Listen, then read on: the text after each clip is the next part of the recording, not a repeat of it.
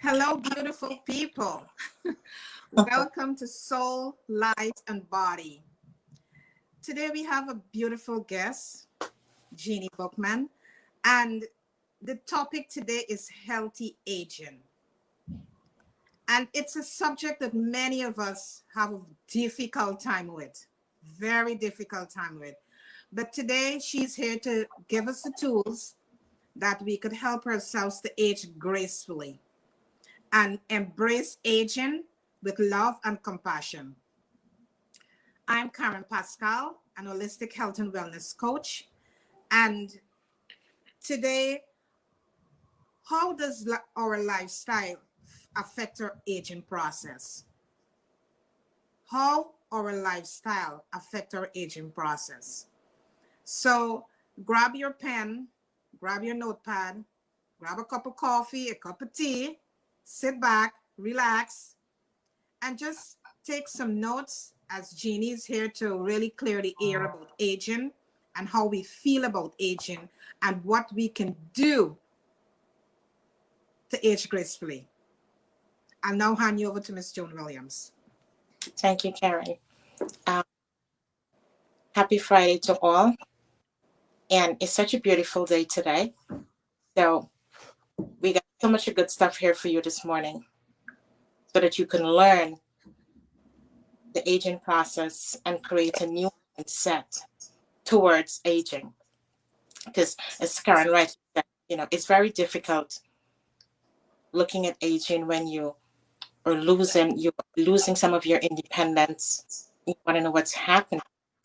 But our lovely guest today, Jeannie Bachman, she's going to able to guide us through the process, provide us with tips how we can move into that process beautifully. My name is Joan Williams. I'm a holistic health and wellness coach.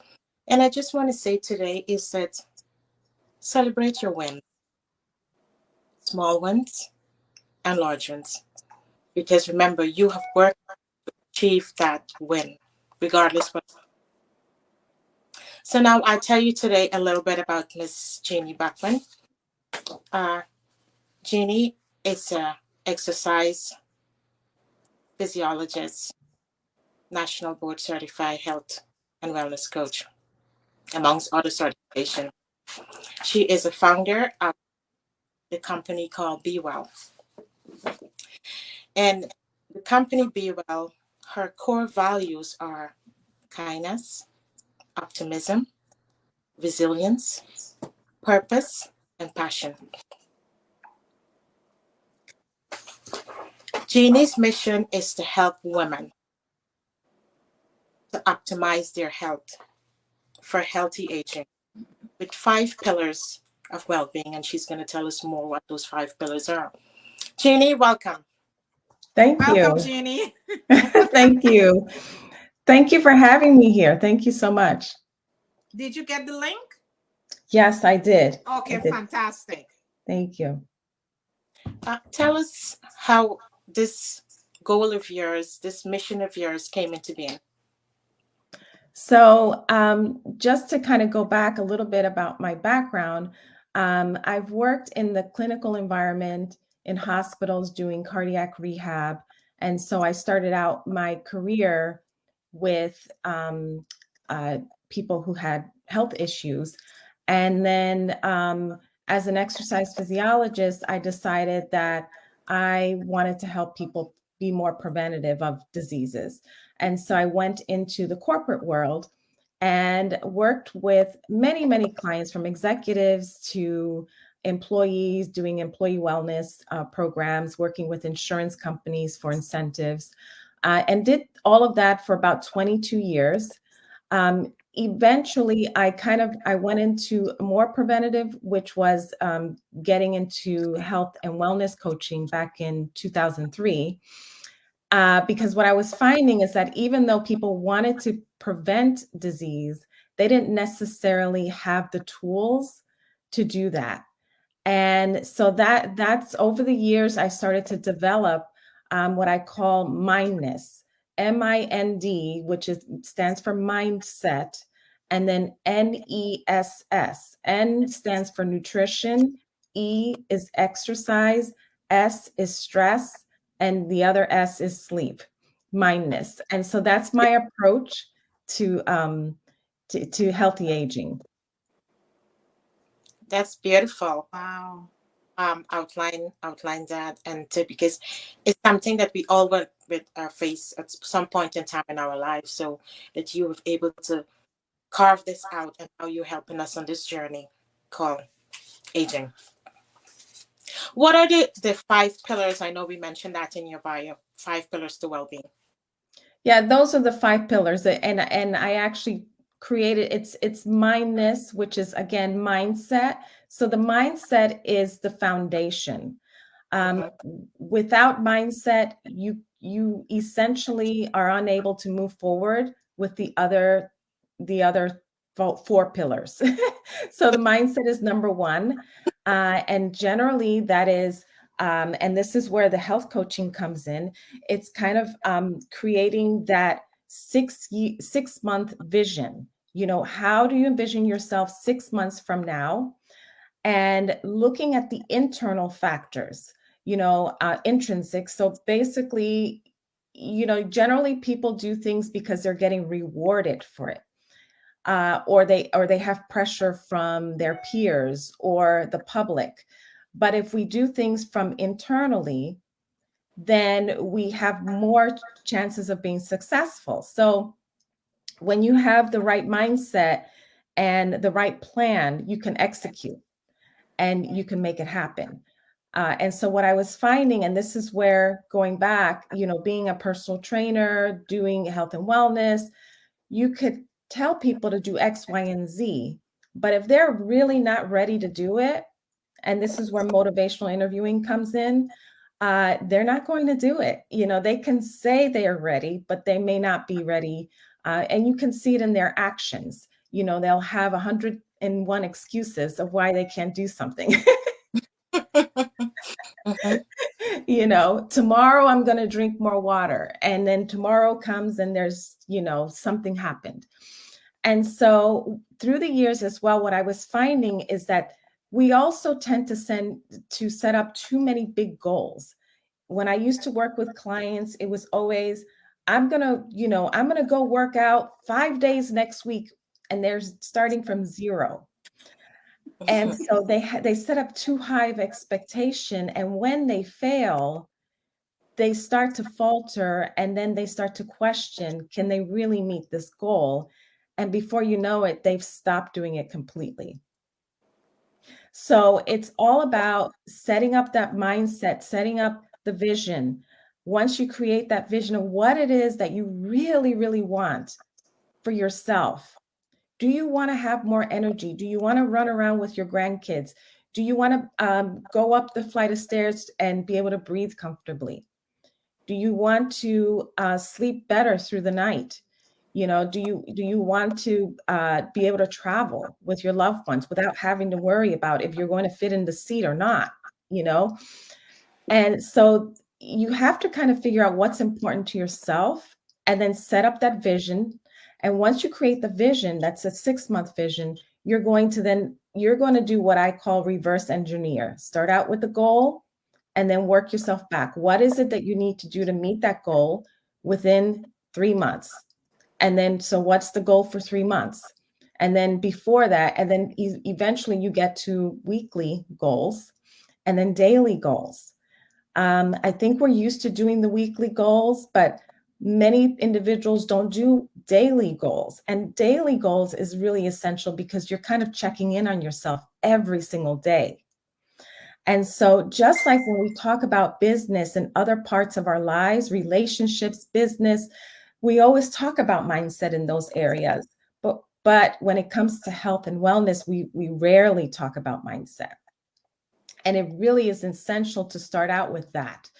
And so when you wake up in the morning, if you do affirmations, if you do connect spiritually, because it's all about that spiritual mindset, as because you have to connect with yourself spiritually one way or another, whether you do it through prayer, meditation, journaling, you're connecting with yourself. And by doing that, you're able to realize what it is that you're really wanting to achieve for yourself on a health and wellness level. So adding that aspect into your daily, ritual, or, your magic morning, or however you want to call it, it's really important. And then just, looking at, if that's really important to you, if the health and wellness is really important to you, what is the small thing that you can do today to get there? It doesn't have to be a lot, right? So for example, I'll give you some examples. So let's say your goal, and I'm putting it out there because many women come to me with weight loss goals. Seems to be the number one goal for women. They want to lose weight, and weight loss does tie into aging, because it leads into disease. It leads into health problems. You're unable to move as easily as you want. It leads to joint issues, all kinds of things. So if the weight loss is your goal and you have 50 plus pounds to go, don't look at the 50 plus pounds. Look at what you can do today. Okay. If you can walk around a track once, the high school track one time, that's great for today. If you can walk down the block today, that's wonderful. I want you to start looking at it as setting really tiny bit-sized goals. Okay, it's just like if you were to work towards a degree, you're not looking at the whole entire curriculum or the, what's the prerequisites and the requirements for the degree. You're just looking at the class that you need to take today. And then when you're taking the class, you look at the syllabus to see what are the assignments for today, right? And so it's the same type of approach when it comes to weight loss or any other health and wellness goals, whether it's lowering your blood pressure, you want to lower your cholesterol, look at the little things that you can do today. Maybe it's adding another glass of water. Maybe it's adding some more fiber at breakfast, right? And fiber could be your oatmeal, and we're going to get into that in a minute, but it's starting with the mindset first. The second piece is so it's mind, and then N is nutrition. Okay, so nutrition is key, and I really believe, like, I don't believe in diets. I think we should get rid of that word, because diet is tied to, I'm doing this temporarily. And when I used to speak to clients, it was, I'm going to get back on Weight Watchers again. I'm going to go lose the weight again. Or I'm going to do Jenny Craig because that worked for me last time. Or I'm going to do a low carb diet or the keto diet or this and that. And what I find is that I think this is all fine if it works for you long term. If it's something you can, and this is what I question people. If this is the diet that works for you for the rest of your life, then do it. Mm-hmm. Mm-hmm. But if it does not, if you're doing it for 6 months, even 2 or 3 years, and after that time you go back to the way you were eating before, it wasn't worth it. True. Right. Okay, so you have to look at your eating habits as, is this something I can sustain for the rest of my life? I hear people saying, oh, I cut back the sugar, I'm not drinking sodas. Fine. And I think that's great because I don't drink soda, but can you sustain that for the rest of your life? True.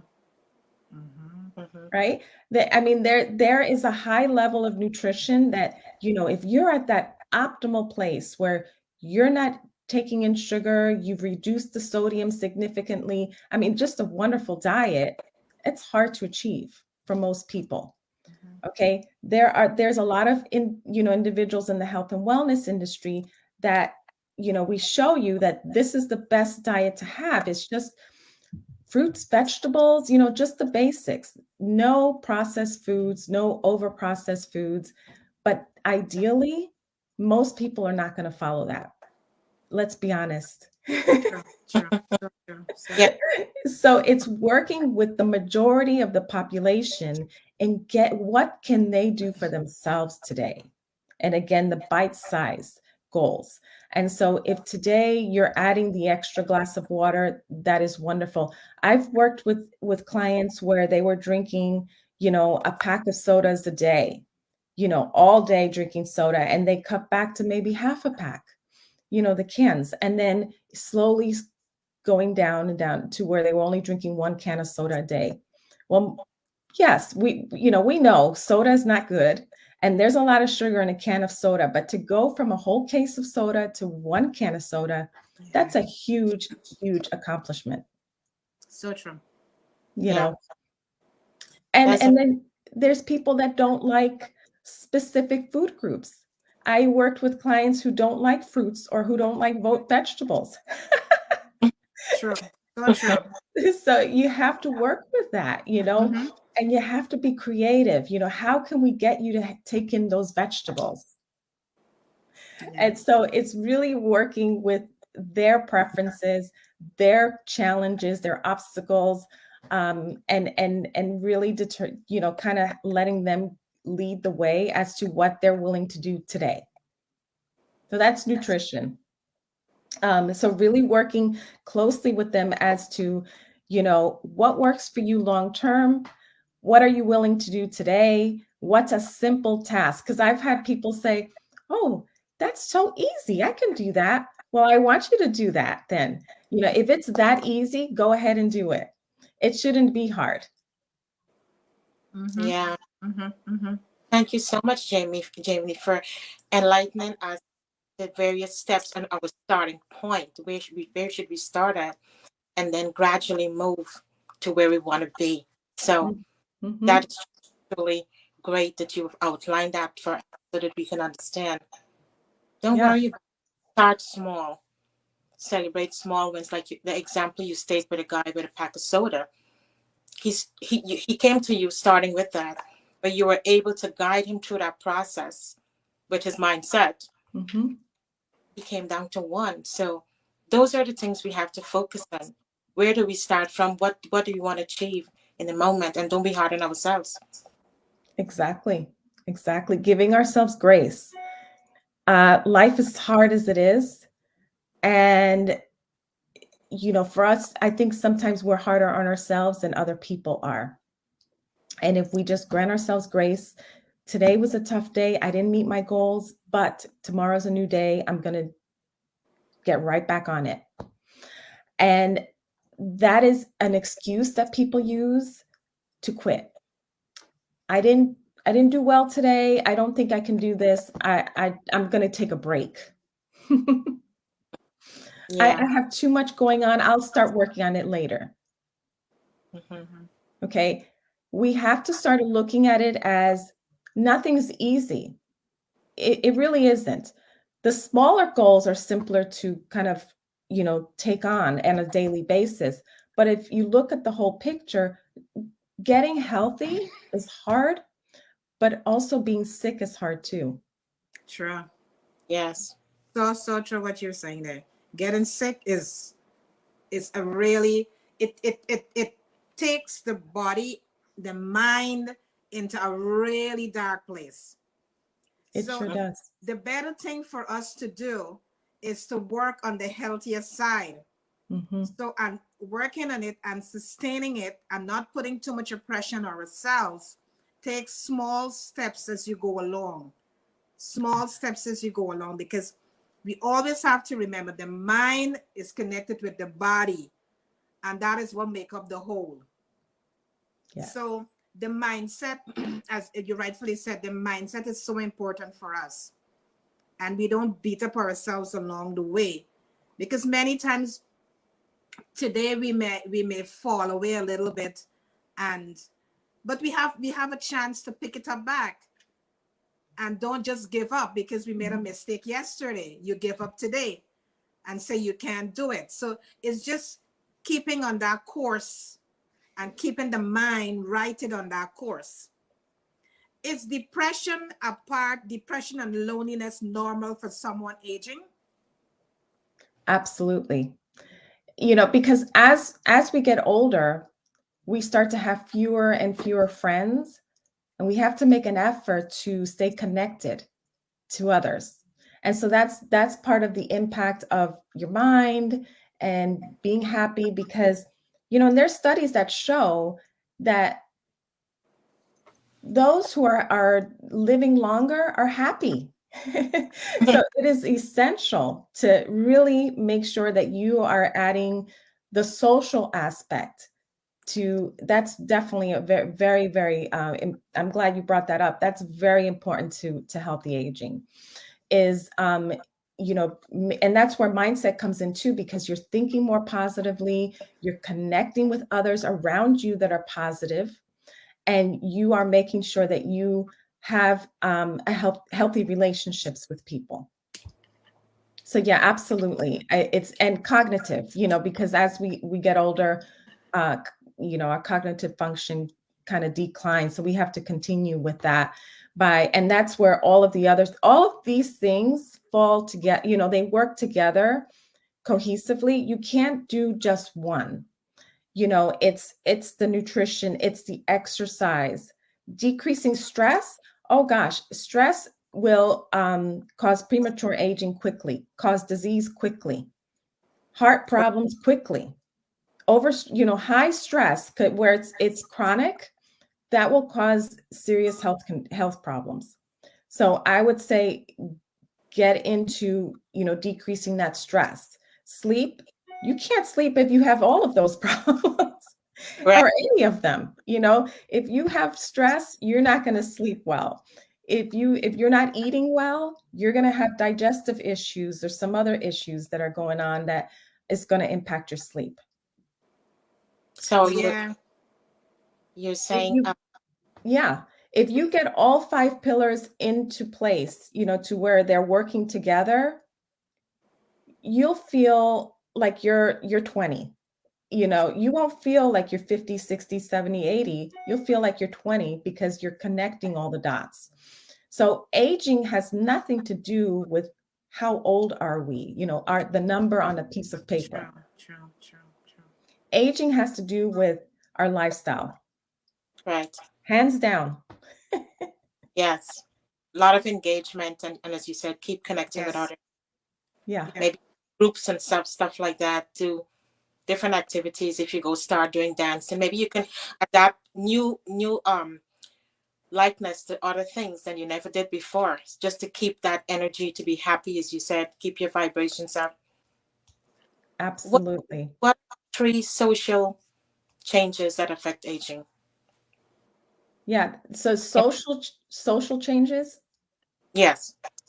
Yeah. So again, as we age, unfortunately, people start to pass away. So you start losing your friends, relatives, and it just those groups or the group that you had around you starts to decrease.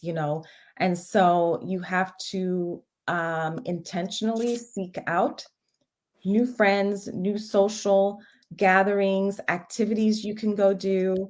You basically do not want to isolate yourself in the house all day. So you want to intentionally create something for yourself to where you're connecting with people on a daily basis. Yeah, that's very important. Yeah. Because many times we tend to because as we age, we have to start to change the mindset with what we're doing.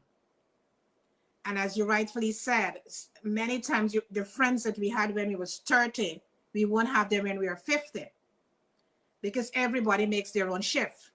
Mm-hmm. So we now have the mind again. We got to get the mindset in order to know that there are other things that we could probably do and start to cultivate different other habits to help us to age gracefully going forward. Maybe pick up language, do language, maybe join a group whereby you could do like word search, just to keep the cognitive intact. Yes. Yeah. And the great thing is that in most of the states, maybe all, they have parks and recs. And through the parks and recreation department, you can go hiking with a group. You can do dance, you can do cooking, you can do crochet, knitting, you name it. They have all types of community events and programs that you can participate in. So there's a lot out there. I think you just have to seek it out. Right. I Yeah. know that like do quilting. Yeah. Yeah.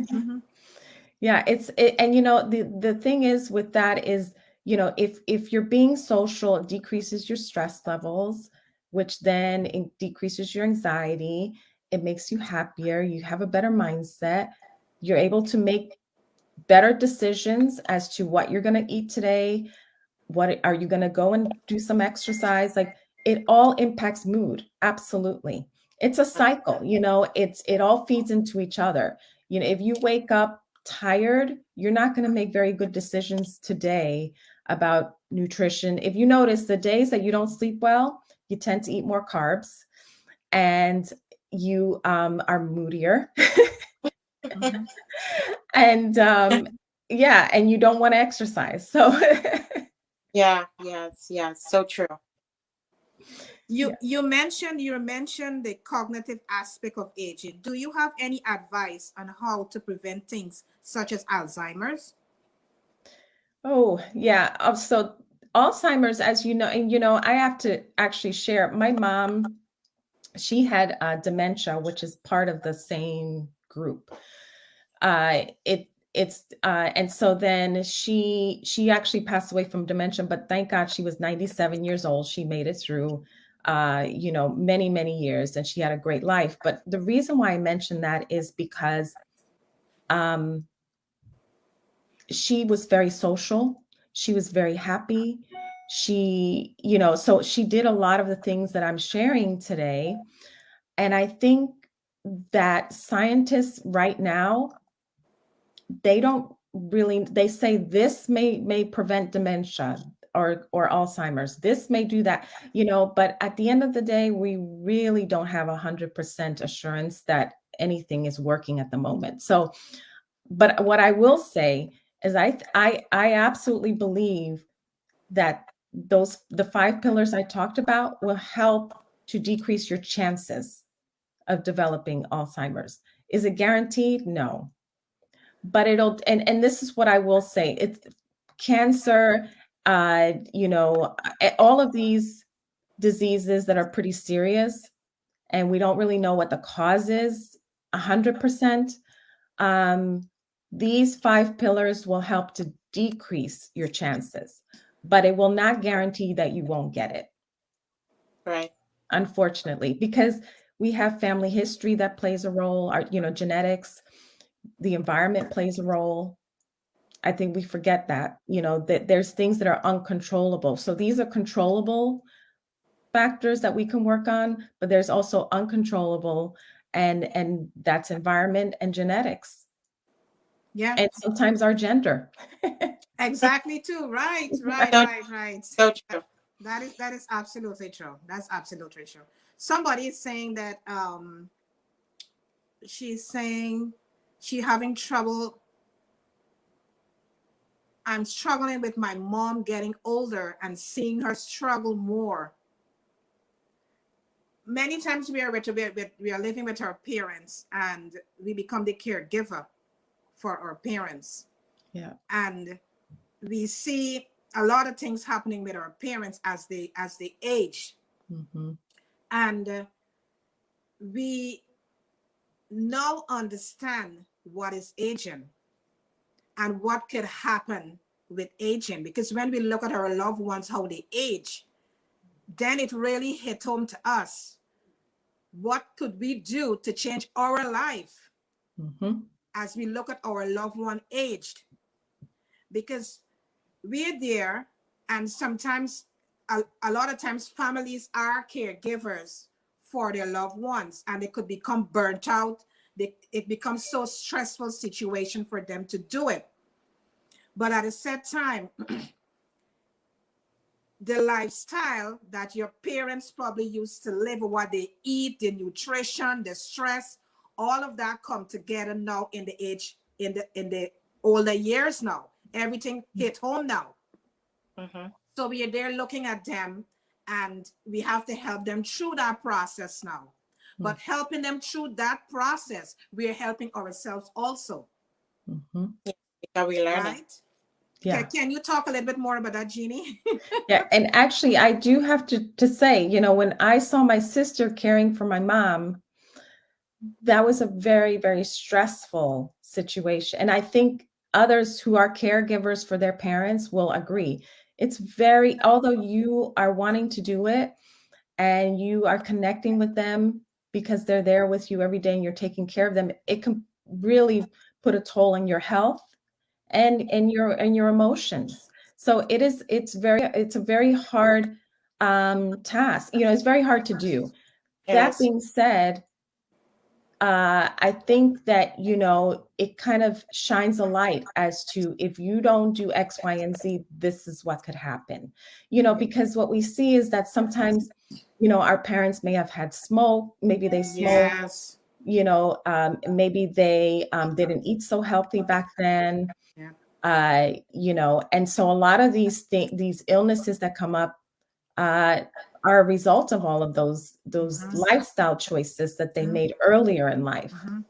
And it's just catching up. And, you know, again, you know, can these 5 pillars prevent you from getting serious diseases? Absolutely not. You can still get ill.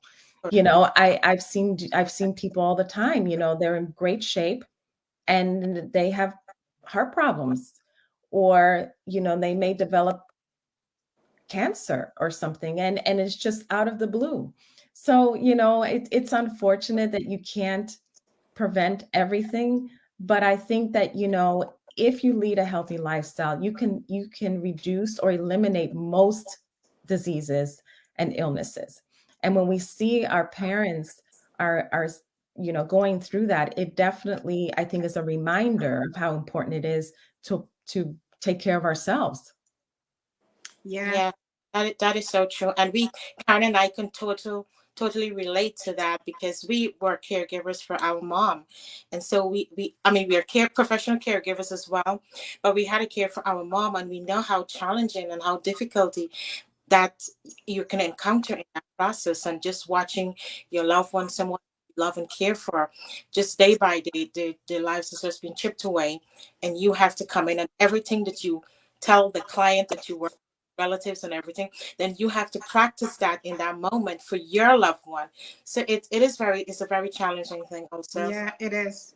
It is very Yeah. challenging. It's very, but a lot, in spite of all the challenges, we learn a lot of things. Those moments, we learn a lot of things. Yes. And that helped us on our journey that living in this life. It kind of click home a lot of things for us, you know. As you look at your loved one, it clicks home for us, you know. Yeah, it just clicked. My question to you, how can we honor our bodies as we age? Yeah, so and when you mean honor, in what way? Like you mean The things that we should really implement to help us as we age. Okay. So okay, so what you want to honor is you want to self-care. Yes. Yes. More than anything, self-care, especially women tend to put others first. Yes. And I really try to get everyone to understand that you have to put yourself first. I know it sounds selfish, but if you don't do it, you won't be able to take care of everyone else around you. And what if you got sick? True. Just think about it. What if you got sick? Or what if you weren't in a very good mental or emotional space?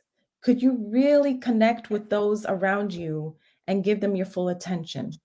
Right. Yes. Yes. Yes. I think women think that it's selfish to go and exercise or to go and connect with other women, you know, or to go for a hike or to go for a massage. or get their nails done. That's not selfish. That's self-care. If you find going to the nail salon and getting your nails is your time and you come out of there feeling relaxed and refreshed, go do it. Yeah. So true. Yeah. Because you're nourishing yourself. Your Absolutely. cup filled so that you can able to help others or your loved one or whatever's happening in your life at that point in time. Yeah. I think there's too many judgments in society with, what people feel is lazy or what people feel is selfish.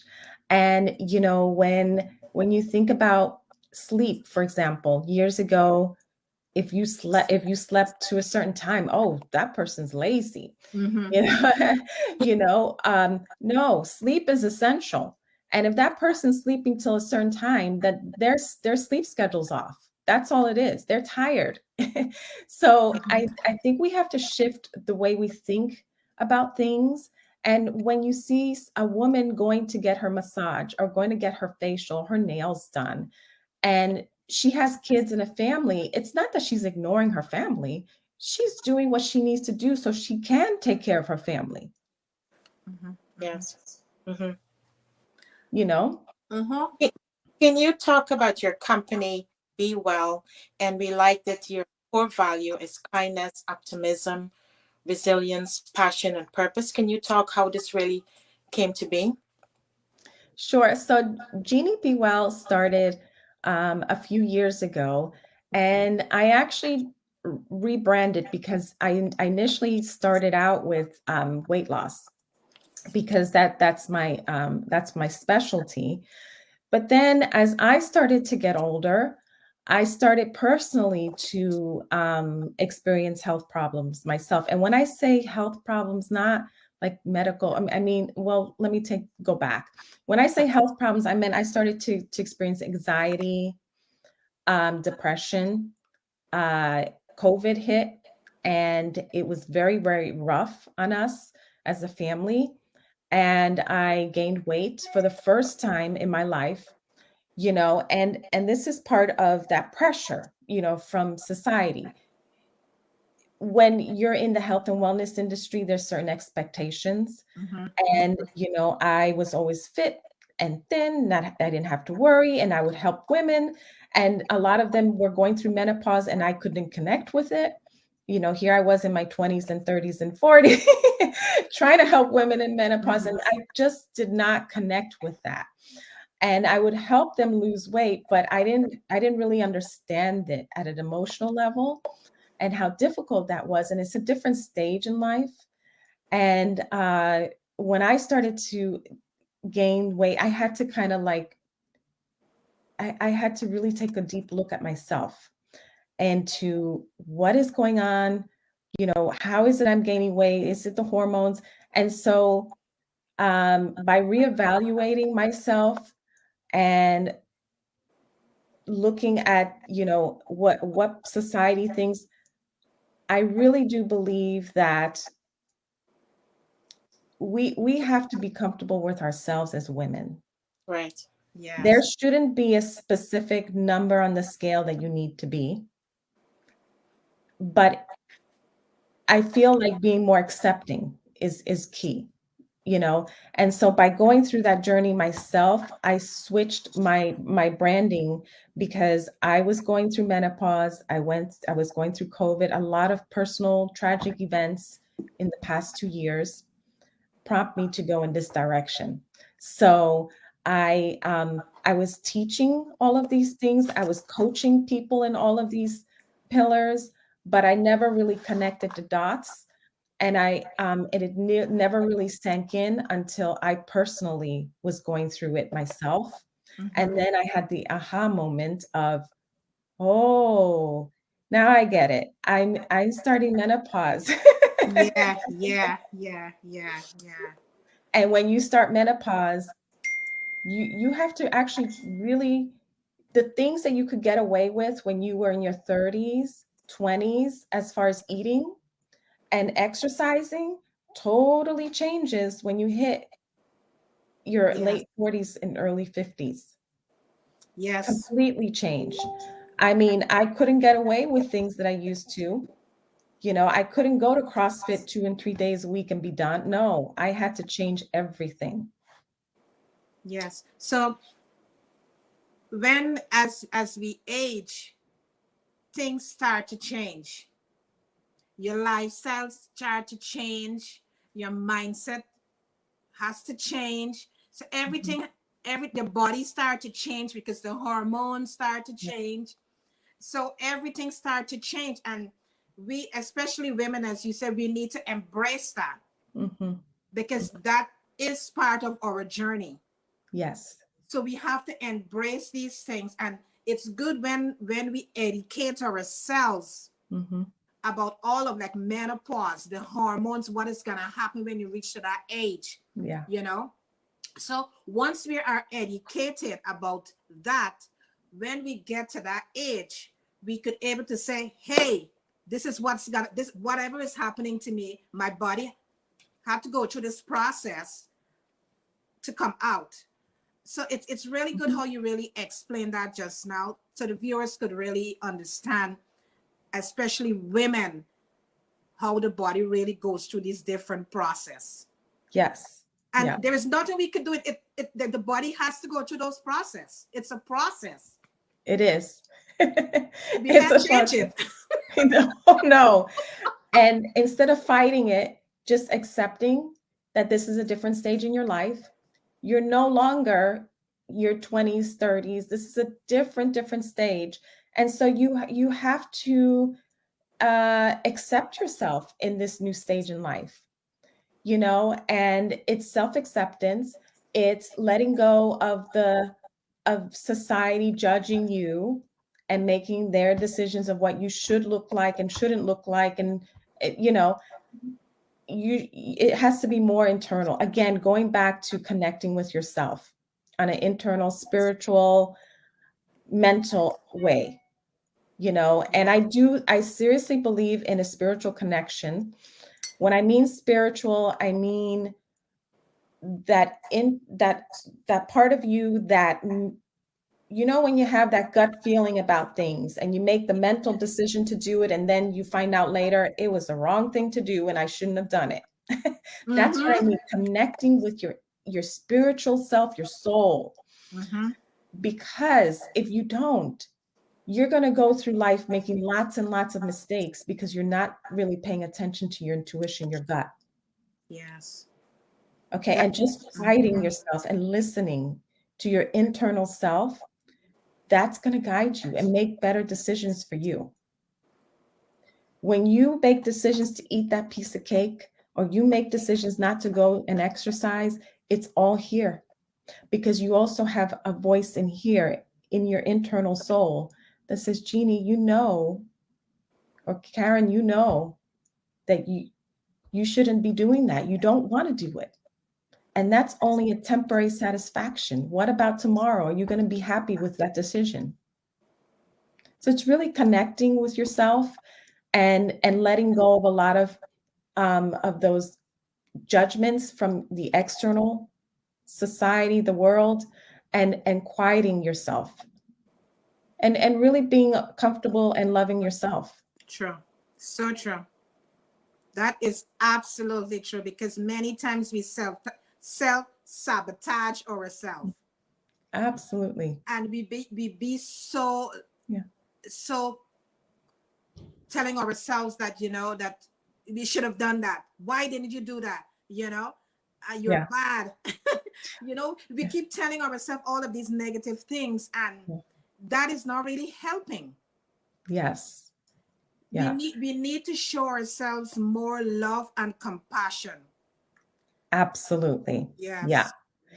Because when and I, you know, you hear that voice in your head, oh, you didn't meet the goal. You did this, you did that. You're not good enough. Mm-hmm. You know, and that's all the self-doubt and you know, sabotaging yourself. That again goes back to quieting yourself and really connecting with your inner self and working on your mindset. That's why I always start with that foundation of mindset, because if you don't have that in place, those negative, we talk negatively in our mind, thousands and thousands of times throughout the day. Yeah. We have to change it. And every time we're aware of it, switch the wording in our brain. You know, if you said something negative, find something positive to say to replace it. Yes. Just be Yes. more mindful.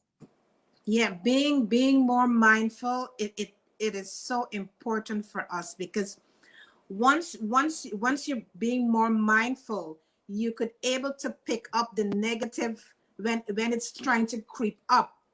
You're able to pick it up and then redirect it with a positive thought. Yes. And once we start to do that, we start to help ourselves and like rewire the whole thing. Yep. You start Yep. to rewire the mind, because it will creep up, but once it creep up, you will be able to counteract it right away and say, no, this is not so. You know, Right. I Yeah. will go to the gym tomorrow. Yeah, exactly. Yeah. Once There's we could do that, go ahead. Sorry. there's a study from the Journal of American Medical Association that just came out, and it's showing how mindful meditation it's proven mindful meditation helps to lower your blood pressure, your stress, and helps you sleep better. So just keep that in mind. Meditation is so you can start out with 3 minutes a day. And what mindfulness meditation is compared to other types is that basically you're connecting to your body. So you're sitting up straight and you're aware of that. You're closing your eyes, you're taking deep breaths. And every time you have that negative thought go into your brain, you're going to take a deep breath, be aware of your breath. And when you exhale, you're going to blow that negative thought out of your brain like a cloud. And you're going to do that for 3 minutes. And then slowly work yourself up, add a minute a day, or however many times a week you do it, to eventually get to 30 minutes. But it is now proven science that mindfulness meditation can help you sleep better, lower your blood pressure, and lower your stress levels. Yes, yes, that is so important. So important. So Mhm. important. Can you tell us a little bit about collagen and gut health? Sure. So gut health is like your second brain in your body. You know this, Karen. It's the second brain in your body. We used to think that cortisol was produced in the brain. Very little of it is. Most of it is in the gut. The gut really impacts every single system in your body. Yes. Okay, from the immune system to the digestive system to brain health, heart, even impacts your weight. So, and this is what when I work with clients that say, I want to lose weight, the first thing I work on with them The is gut. their gut health. Yes, most of us don't have balanced guts. And if you're not eating a diet full of vegetables, which have prebiotics in them, right? And the probiotics coming from fermented, foods. What I will say, and yogurts and all of those things, you want to have that in your diet on a daily basis. If you're not continually consuming those foods, you're not going to have that balanced gut, and that's where a supplement comes in. And there's a fine line with supplements. You don't want to supplement everything. Right. But when it comes to nutrition, because the soil is poor nowadays, the food sits in the grocery stores for days, maybe weeks, because it was transported across the country. It loses the valuable nutrients that it has. By the time you consume it, you're taking in maybe half of those nutrients that's in there. So yeah, there comes a point where you're going to have to supplement, because if you were to get tested today,